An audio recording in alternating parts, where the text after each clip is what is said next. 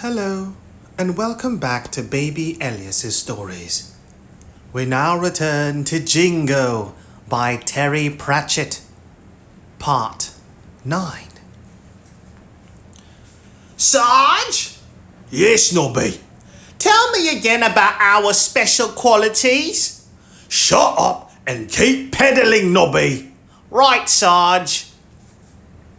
It was quite dark in the boat. A candle swung from a bracket over Leonard of Quirm's bowed head as he sat steering with two levers. Around Nobby, pulleys rattled and little chains clicked. It was like being inside a sewing machine. A damp one, too. Condensation dropped off the ceiling in a steady stream. They had been pedaling for 10 minutes. Leonard had spent most of the time talking excitedly. Nobby got the impression he didn't get out much. He talked about everything. There were the tanks of air, for example. Nobby was happy to accept that you could squeeze air up really small, and that was what was in the groaning, creaking, steel-bound casks strapped to the walls. It was what happened to the air afterwards that came as a surprise. Bubbles, said Leonard. Dolphins again, you see? They don't swim through the water, they fly through a cloud of bubbles, which is much easier, of course. I add a little soap, which seems to improve matters. He thinks dolphins fly, Sarge, whispered Nobby. Just keep peddling. Sergeant Colin risked a glance behind him. Lord Veterinary was sitting on an upturned box amidst the clicking chains, with several of Leonard's sketches open on his knees. Carry on, Sergeant, said the patrician. Right, sir. The boat was moving faster now they were away from the city.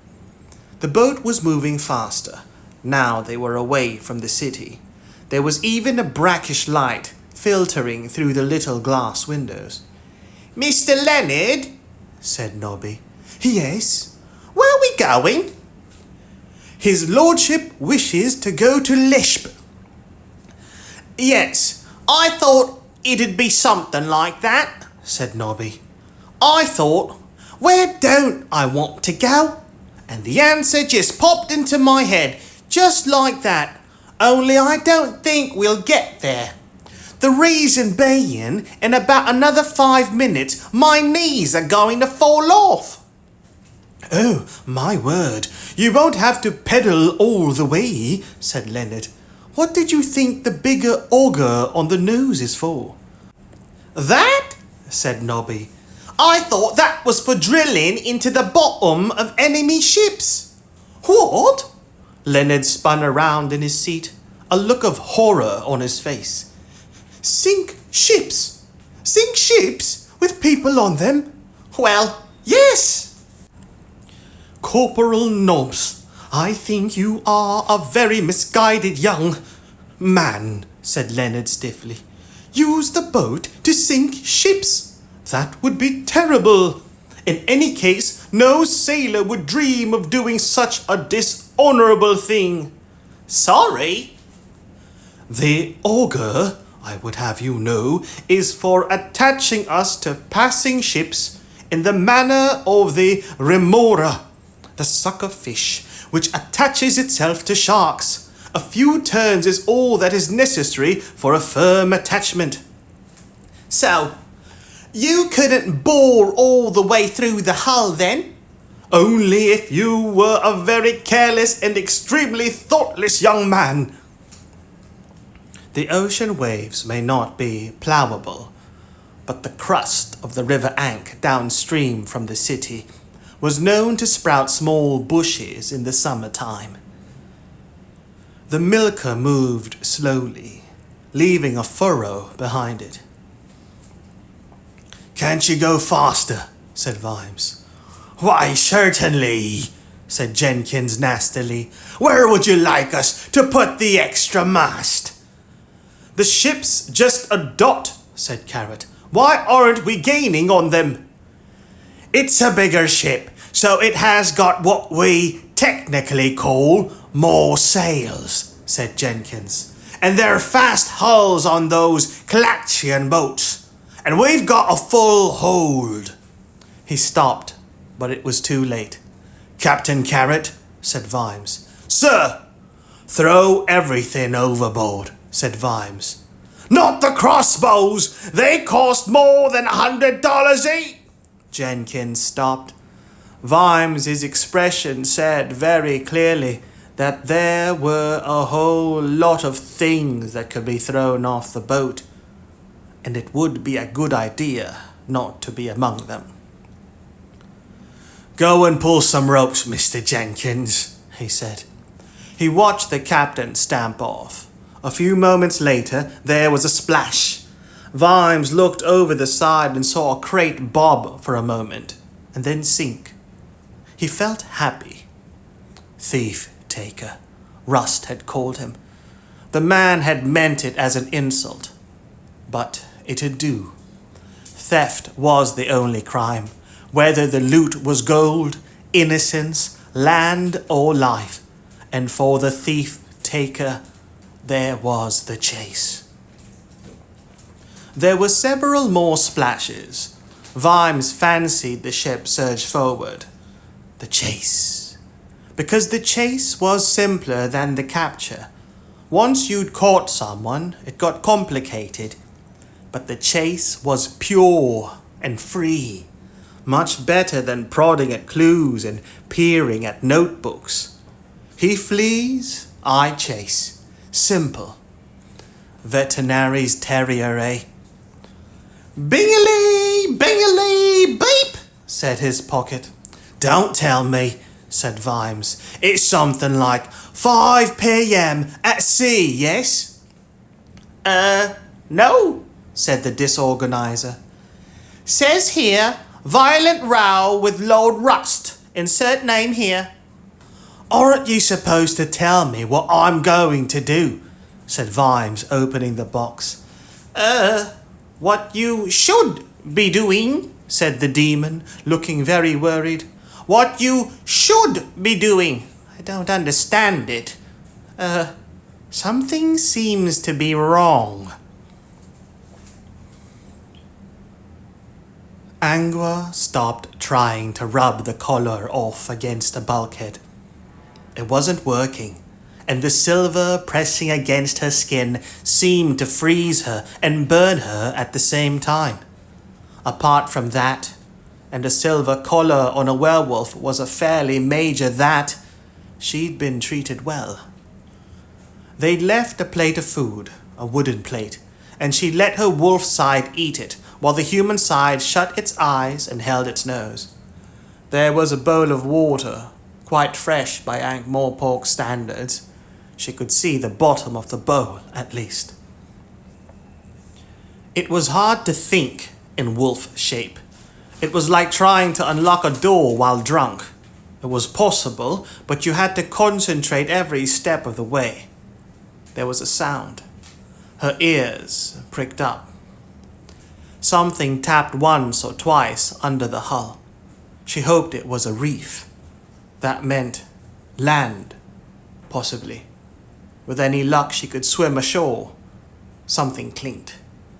She'd forgotten about the chain. It was hardly necessary. She felt as weak as a kitten.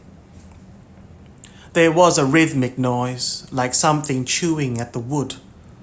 A tiny metal point splintered through the wall just in front of her nose, and rose an inch. And someone spoke. It sounded far off and distorted, and perhaps only a werewolf would have heard it, but words were happening, somewhere under her paws. Can stop peddling now, Corporal Lorbs. I am knackered, Sarge. Is there anything to eat? There's some more of that garlic sausage, or there's the cheese, or cold beans.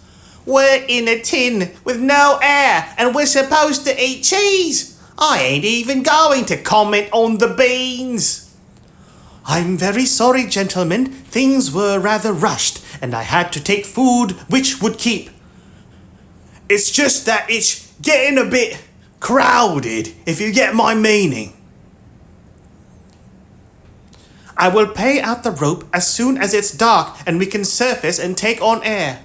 Just so long as we get rid of the air we've got, that's all I'm saying. Angwa's brows wrinkled as she tried to make sense of this. The voices were familiar, even muffled as they were.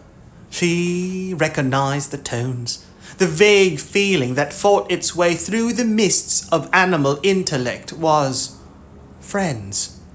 The tiny little unchangeable center of her thought. Good grief. Next thing I'll be licking hands. She laid her head down near the point again. Way to do it, young man. There you go again. Sink ships. I can't imagine how anyone could think of such a thing. Names. Some of those voices had names. Thinking was getting harder. That was the silver at work. But if she stopped, she might forget how to start again. She stared at the point of metal. The point of metal with sharp edges. The tiny human part of her mind raged at the wolf brain, trying to get it to understand what it needed to do. It was after midnight. The lookout man knelt on the deck in front of 71-hour Ahmed and trembled. I know what I saw, Wali, he moaned. And the others saw it too. Something rose up behind the ship and began chasing us. A monster. Ahmed looked at the captain, who shrugged. Who knows what lies on the floor of the sea, Wali? Its breath, moaned the seaman. There was a great roar of breath, like the stink of 1,000 privies. And then it spoke. Really, said Ahmed. That is not usual. What did it say? I did not understand. The man's face screwed up as he tried to assemble the unfamiliar syllables. It sounded like... He swallowed and went on. Ye gods, that was better out than in, Sarge. Ahmed stared at him. And what did that mean to you? He said. I do not know, Wali. You have not spent much time in Ankh-Morpork. No, Wali. Then return to your post. The man stumbled out. We have lost speed, Wali, said the captain. Perhaps the sea monster is clutching at our keel. It pleases you to joke, Lord, but who knows what has been disturbed by the rising of the new land? I shall have to see for myself, said 71-hour Ahmed. He walked alone to the stern of the ship. Dark waters sucked and splashed and left a phosphorescent glow edging the wake. He watched for a long time. People bad at watching didn't last long in the desert, where a shadow in the moonlight could be just a shadow, or it could be someone anxious to help you on your way to paradise. The dregs came across many shadows of the latter persuasion. Dreg wasn't their name for themselves, although they tended to adopt it now out of pride. The word meant enemy. Everyone's. And if anyone else wasn't around, then one another's. If he concentrated, he might believe that there was a darker shape about 100 yards behind the ship, very low in the water. Waves were breaking where waves shouldn't be. It looked as though the ship was being followed by a reef. Well, well. 71-hour Ahmed was not superstitious. He was substitious. which put him in a minority among humans. He didn't believe in the things everyone believed in, but which nevertheless weren't true. He believed instead in the things that were true and which no one else believed. There are many such substitutions, ranging from "it'll get better if you don't pick at it," all the way up to "sometimes things just happen." Currently, he was disinclined to believe in sea monsters, especially ones that spoke in the language of Ankh-Morpork. But he did believe that there were a lot of things in the world that he didn't know about. In the far distance, he could see the lights of a ship. It didn't seem to be gaining on them. This was much more worrying. In the darkness, 71-hour Ahmed reached over his shoulder and grasped the handle of his sword. Above him, the mainsail creaked in the wind. Sergeant Cullen knew he was facing one of the most dangerous moments in his career. There was nothing for it. He was out of options. If I had this A, and this O, and this I, and this D, he said, the sweat pouring down his pink cheeks, then I can use that V to make a void. And that gets me, what do you call these blue squares, Len? 3 times the value of the letter score, said Leonard of Quirm. Well done, Sergeant, said Lord Veterinary. I do believe that puts you in the lead. I do believe it does, sir, squeaked Sergeant Cullen. However, I find that you have left me the use of my U, N, and A, B, L, E, the patrician went on, which incidentally lands me on this 3 times the whole word square, and I rather suspect wins me the game. Sergeant Cullen sagged with relief. A capital game, Leonard, said Veterinary. What did you say it was called? I call it the Make Words with Letters That Have All Been Mixed Up game, my lord. Yes, obviously. Well done. And I got 3 points, mumbled Nobby. They was perfectly good words that you wouldn't let me have too. I'm sure the gentlemen don't want to know those words, said Colin severely. I'd have got 10 points for that, X. Leonard looked up. Strange. We seem to have stopped moving. He reached up and opened the hatch. Damp night air poured in, and there was the sound of voices, quite close, echoing loudly as voices do when heard across water. Heathen Klatschian talk, said Cullen. What are they gabbling about? What nephew of a camel cut the rigging? Said Lord Veterinary without looking up. Not just the ropes. Look at this sail. Here, give me a hand. I didn't know you spoke Klatchian, my lord. Not a word, said Lord Veterinary. But you...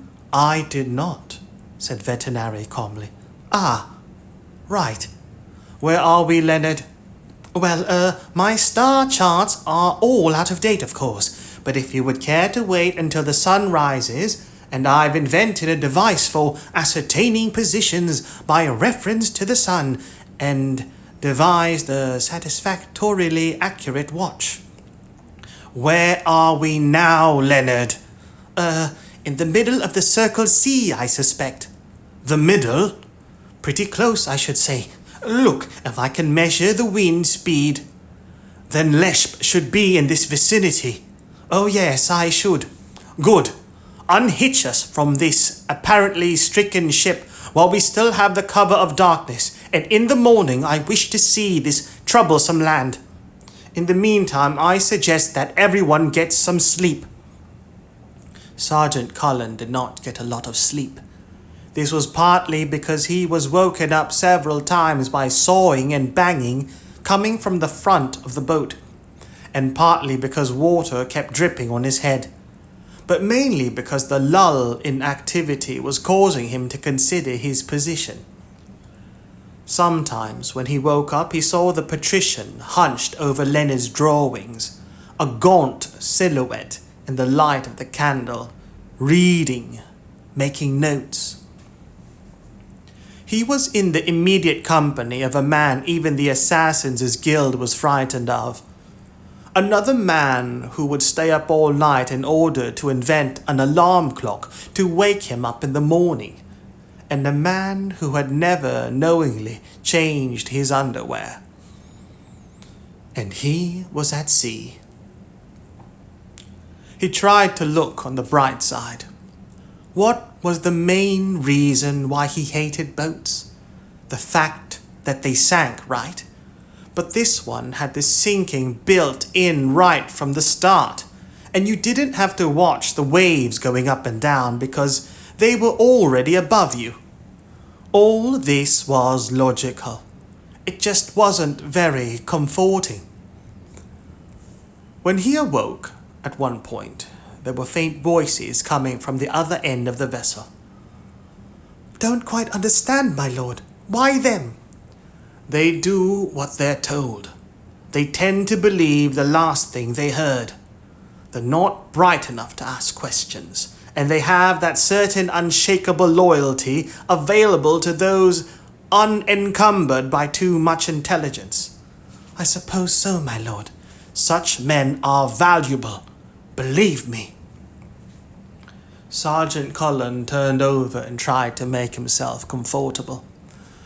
"Glad I'm not like those poor bastards," he thought as he drifted off to sleep on the bosom of the deep.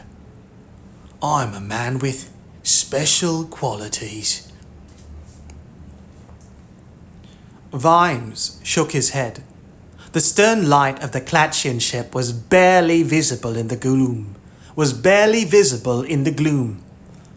"Are we gaining on them?" he said. Captain Jenkins nodded. "We might be. There's a lot of sea between us." "And has all excess weight been thrown overboard?" "Yes. What do you want me to do? Shave my beard off?" Carrot's face appeared over the edge of the hold. "All the lads are bedded down, sir." "Right. I'll turn in for a few hours too, sir, if it's all right with you." "Sorry, Captain. I'll get my head down, sir." But, Vimes waved vaguely at the darkening horizon. "We're in hot pursuit of your girlfriend, among other things," he added. "Yes, sir. So aren't you... You mean you can't... You want to... Captain, you intend to go and have a bit of a nap? To be fresh for when we catch up with them?" "Yes, sir. If I spend the whole night staring out there worrying, then I'll probably be a bit useless when we catch up with them, sir." It made sense. It really did make sense. Of course it made sense. Vimes could see the sense all over it. Carrot had actually sat down and thought sensibly about things. "You'll be able to get to sleep, will you?" he said weakly. "Oh, yes. I owe it to Angua." "Oh, well, good night then." Carrot disappeared into the hold again. "Good heavens," said Jenkins. "Is he real?" "Yes," said Vimes. "I mean, would you go and bang your ear if he was chasing your lady in that ship?" Vimes said nothing. Jenkins sniggered. "Mind you, if it was Lady Sybil, she'd be a bit lower on the waterline. You just watch the sea. Don't run into any damn whales or anything," said Vimes, and strode up to the sharp end. Carrot, he thought. If you didn't know him, you wouldn't believe it. "They're slowing, Mr. Vimes," Jenkins called out. "What? I reckon they're slowing down," I said. "Good. So what are you going to do when we catch them? Vimes hadn't given this a lot of thought, but he recalled a very bad woodcut he'd once seen in a book about pirates. We'll swing across onto them with our cutlasses in our teeth, he said. Really? Said Jenkins. That's good. I haven't seen that done in years. Only ever seen it done once, in fact. Oh, yes? Yes, this lad had seen the idea in a book and he swung across into the other ship's rigging with his cutlass clenched, as you say, between his teeth. Yes? Topless Harry, we wrote on his coffin. Oh. I don't know if you've ever seen a soft-boiled egg after you've picked up your knife and slit. All right, I see the point. What do you suggest? Grapnels. You can't beat grapnels. Catch them on the other ship and just pull them towards you. And you've got grapnels? Oh, yes. Saw some only today, in fact. Good. Then, as I recall, Jenkins went on relentlessly, it was when your Sergeant Detritus was chucking stuff over the side and he said, What shall we do with these bendy hooky things, sir? And someone, can't recall his name just at this minute, said, They're dead weight, throw them over. Why didn't you say something? Oh, well, I didn't like to, said Jenkins. You were doing so well. Don't mess me about, Captain, otherwise I'll clap you in irons. No, you ain't going to do that, and I'll tell you why. First, 'cause when Captain Carrot said, These chains, sir, what shall I do with them? You said, Now you listen to. And second, I don't reckon you know anything about ships. Oh, dearie me. We don't clap people in irons, we put them in chains. Do you know how to splice the main brace? 'Cause I don't. All that yo-ho-ho stuff's for landlubbers, or it would be if we ever used words like landlubber. Do you know the difference between port and starboard? I don't. I've never even drunk starboard. Shiver my timber. Isn't it shiver my timbers? I've been ill. Captain Jenkins spun the wheel. Also, this is a frisky wind, and me and my crew know how to pull the strings that make the big square canvas things work properly. If your men tried it, you'd soon find out how far it is to land. How far is it? How far is it to land? About 30 fathoms, hereabouts. The light was noticeably nearer. Bingily, bingily, beep. Good grief, what now? Said Vimes. 8 p.m. Narrowly escaped assassination by Klatchian spy? Vimes went cold. Where? He said, looking around wildly. Corner of Brewer Street and Broadway? Said the little sing-song voice. But I'm not there. What's the point of having appointments then? What's the point of my making an effort? You told me you wanted to know what you ought to. Listen, you don't have an appointment for being assassinated. The demon went silent for a moment and then said, You mean it should be on your to-do list? Its voice was trembling. You mean like to die? Look, it's no good taking it out on me just because you're not on the right timeline. What the hell does that mean? Aha! I knew you didn't read the manual. Chapter XVI2C. 17. Chapter 17 2C. Makes it very clear that sticking to one reality is vitally important. Otherwise, the uncertainty principle says, Forget I asked, all right. Vimes glared at Jenkins and at the distant ship. We'll do this my way, wherever the hell we are, he said. He strode to the hold and pulled aside a hatchway. Detritus! The Klatchian sailors struggled with the canvas while their captain screamed at them. 71-hour Ahmed didn't scream. He just stood with his sword in his hand, watching. The captain hurried over to him, trembling with fear and holding a length of rope. "See, Wali," he said. "Someone got it." "Who would do that?"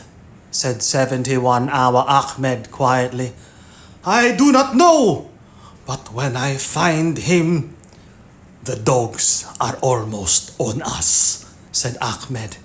"You and your men will work faster." "Who could have done such a thing?" said the captain. "You were here. How could they?" His gaze flickered from the cut rope to the sword. "Was there something you wished to say?" said Ahmed. The captain hadn't got where he was by being stupid. He spun round. "Get that sail up right now, you festering sons of bitches!" he screamed. "Good," said 71-hour Ahmed. Detritus's crossbow was originally a 3-man siege weapon, but he had removed the windlass as an unnecessary encumbrance. He cocked it by hand. But he had removed the windlass as an unnecessary encumbrance. He cocked it by hand. Usually, the mere sight of the troll pulling the string back with one finger was enough to make the strong-willed surrender. He looked doubtfully at the distant light. "It 1,000,000 to 1 chance," he said. "Got to be closer in this." "Just hit it below the waterline so they can't cut the rope," said Vimes. Right. "What's the problem, Sergeant?" "We heading for Klatch, right?" "Well, in that direction, yes." "Only I'm gonna be really stupid in Klatch, 'cause of their heat, right?" "I hope we're going to stop them before we get there, Detritus." "I ain't keen on being stupid. I know people say that troll detritus, he thicker than "Brick sandwich," said Vimes, staring at the light. "Right. Only I hearing it get really, really hot in the desert." The troll looked so mournful that Vimes felt moved to give him a cheerful slap on the back. "Then let's stop them now, eh?" he said, shaking his hand hurriedly to stop the stinging. The other ship was so close they could see the sailors working feverishly on the deck. The mainsail billowed in the lamplight. Detritus raised the bow. A ball of blue-green light glowed on the tip of the arrow. The troll stared at it.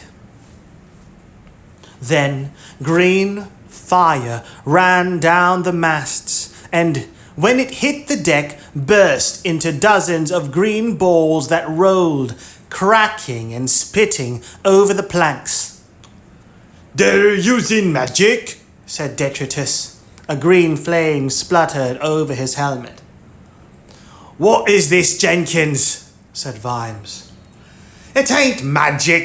It's worse than magic," said the captain, hurrying forward. "All right, lads. Get those sails down right now." "You leave them where they are," shouted Vimes. "You know what this is?"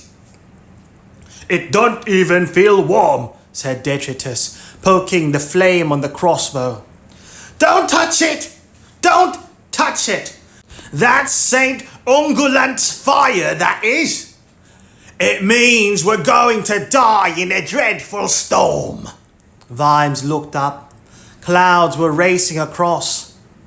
No, They were pouring into the sky in great twisting billows, like ink streaming into water. Blue light flashed somewhere inside them. The ship lurched.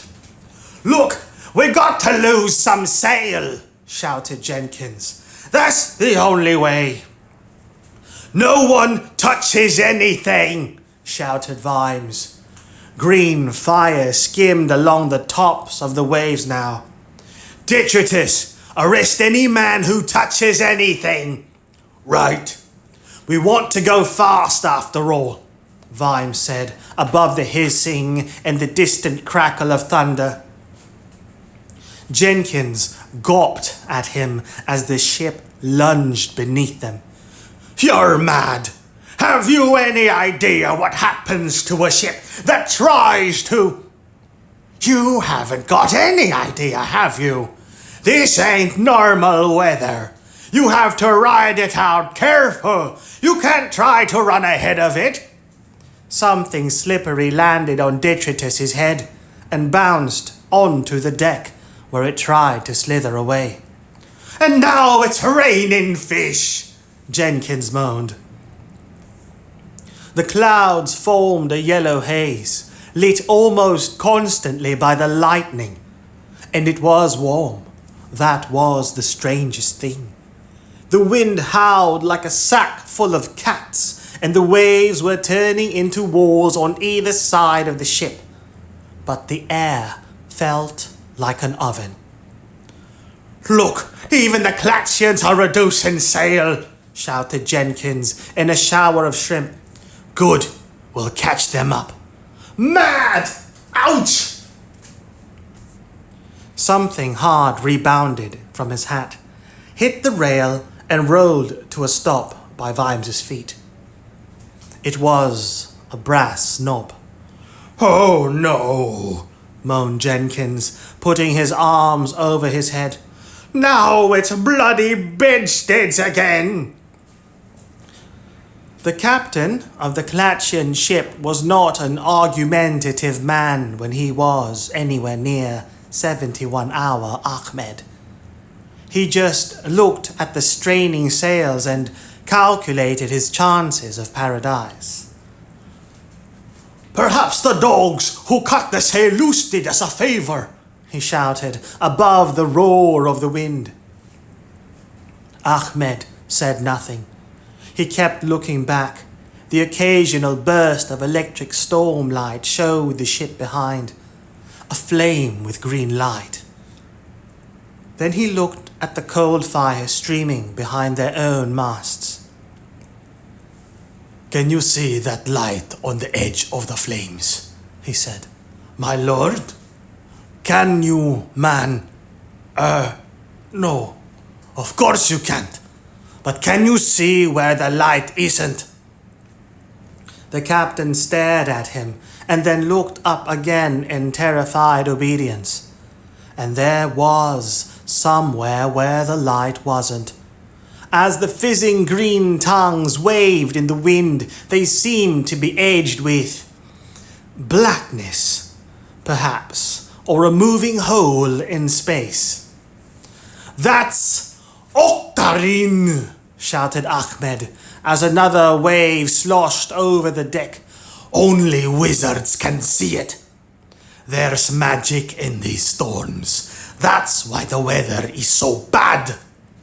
The ship screamed in every joint as it hit the waves again. "We're coming right out of the water," wept Jenkins. "We're just going from crest to crest." "Good. It won't be so bumpy," shouted Vimes. "We should pick up speed again now we've got these bedsteads over the side. Does it often rain bedsteads out here?" "What do you think? I'm not a nautical man." "No, rains of bedsteads are not an everyday occurrence, nor are core scuttles," Jenkins added, as something black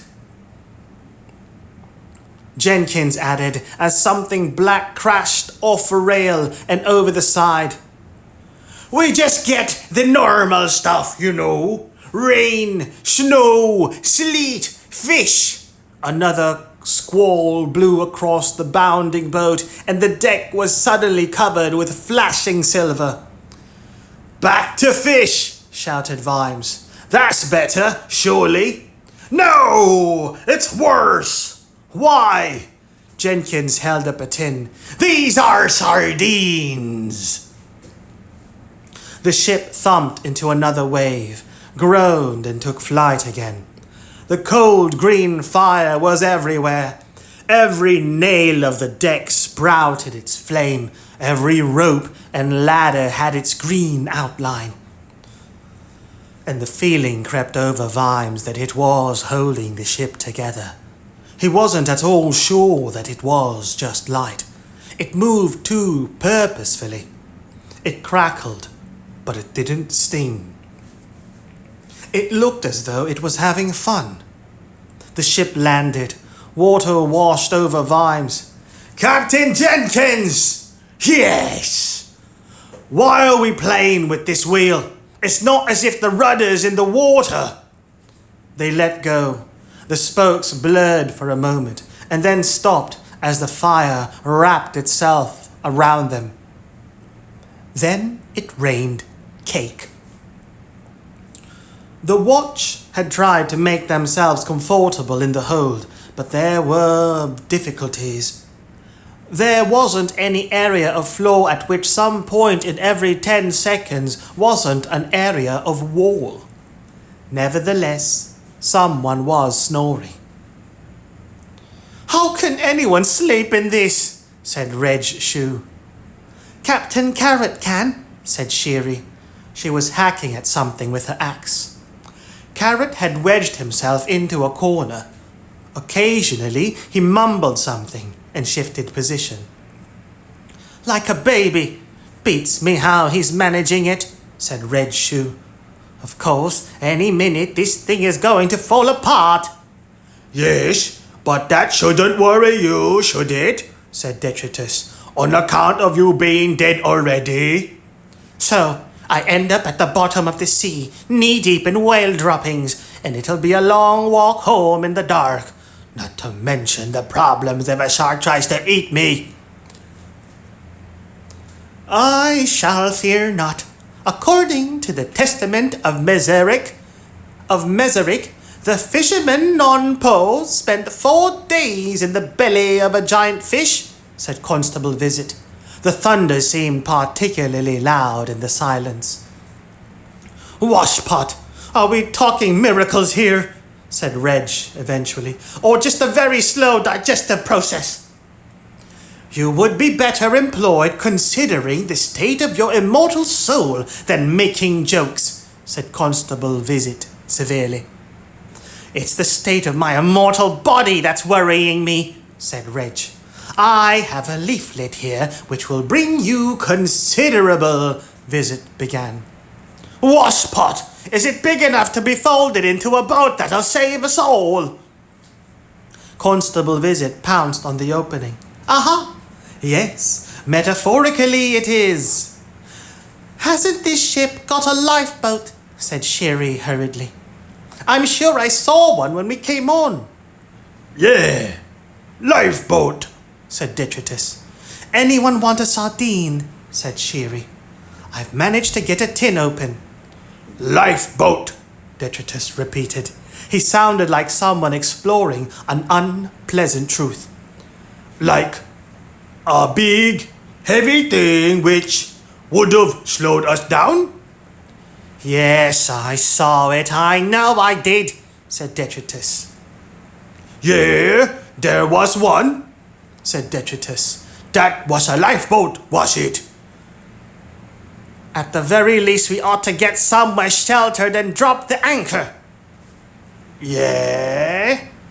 Anchor, mused Detritus. That's a big kinda hooks on, right?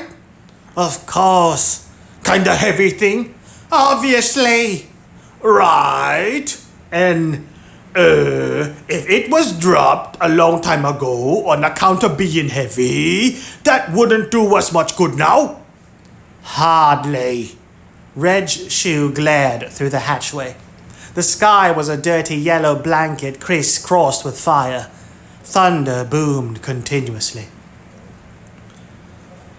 I wonder how far the barometer's sunk, he said. Older way, said Detritus gloomily. Trust me on this. It was in the nature of a D-reg to open doors carefully. There was generally an enemy on the other side, sooner or later. He saw the collar lying on the floor, right by a little fountain of water trickling from the hull, and swore under his breath. Ahmed waited just a moment, and then pushed the door back quietly. It rattled against the wall. I don't intend to harm you, he said to the gloom of the bilges.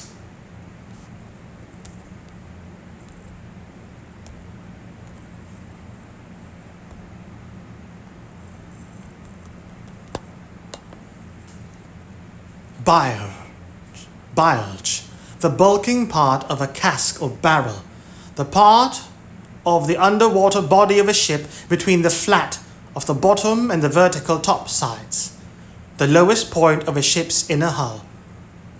Bilge. I don't intend to harm you, he said to the gloom of the bilges. If that was my intention, by now you'd... She wished she'd used the wolf. There would have been no problem with the wolf. That was the problem. She'd easily win, but then she'd be nervy and frightened. A human could stay on top of that. A wolf might not. She'd do wrong things, panicky things, animal things. She pushed him hard as she dropped down from above the door, somersaulted backwards, slammed the door and turned the key. The sword came through the planking like a hot knife through runny lard. There was a gasp beside her. She spun round and saw two men holding a net. They would have thrown it over the wolf. What they hadn't been expecting was a naked woman.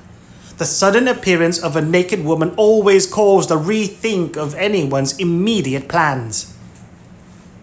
She kicked them both hard and ran in the opposite direction, opened the first door at random and slammed it behind her. It was the cabin with the dogs in it. They sprang to their feet, opened their mouths and slunk down again. A werewolf can have considerable power over other animals, whatever shape she's in, although it is largely the power to make them cringe and try to look inedible. She hurried past them and pulled at one of the hangings over the bunk. The man in the bunk had opened his eyes. He was a Klatchian, but pale with weakness and pain. There were dark rings under his eyes. "Ah," he said, "it would appear that I have died and gone to paradise. Are you a houri?" "I don't have to take that kind of language, thank you," said Angua, ripping the silk in two with a practiced hand.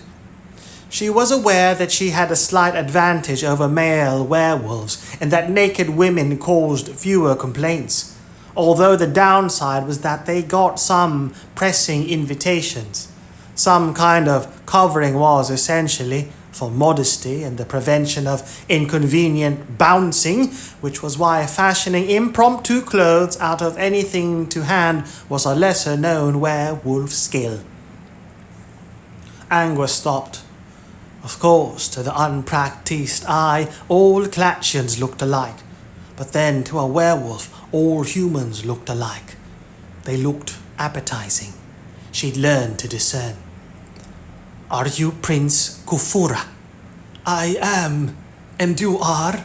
The door was kicked open. Angua leapt towards the window and flung aside the bar restraining the shutters. Water funneled into the cabin, drenching her, but she managed to scramble up and out. "Just passing through?" the prince murmured.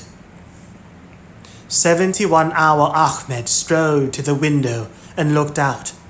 Green-blue waves, edged with fire, fought outside as the ship heaved. No one could stay afloat in a sea like that. He turned and looked along the hull to where Angua was clinging to a trailing line. She saw him wink at her. Then he turned away as she heard him say, "She must have drowned. Back to your posts." Presently, up on the deck, a hatch closed.